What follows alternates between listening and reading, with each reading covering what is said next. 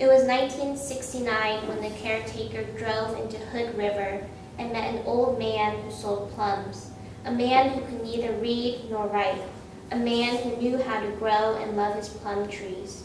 The caretaker wanted to be like that old man then, and now he walks through a small orchard, red currants, cherry, cherry, plum, plum, cherry, cherry, cherry, plum, coffee grounds heaped on the soil, trees singing with chimes. It was 1969 when he drove over Mount Hood and stayed.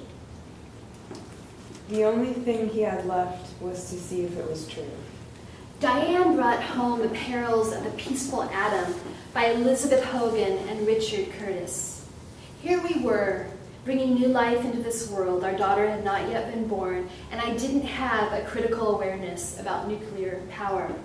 I'll never forget, I was sitting at this table in a shotgun house we were living in on 54th and Steel in Portland. And I got about 5 chapters into this book when I suggested we move to Canada. If PGE built Trojan, yes, that's what we ought to do, said Diane. I turned the page, and the title of the next chapter was, Don't Bother Running.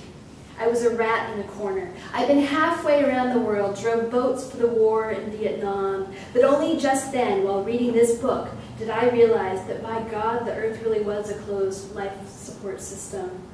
There was no going to Canada. Canada wasn't going to escape what happened if Trojan melted down. The only thing I had left was to find out if it was true. I started going to the library, educating myself about nuclear power. Then I picked up the habit of going to public hearings. It seemed a good place to share these concerns. He had to see if it was true. He had to see if it was true. So he read some books and read some more.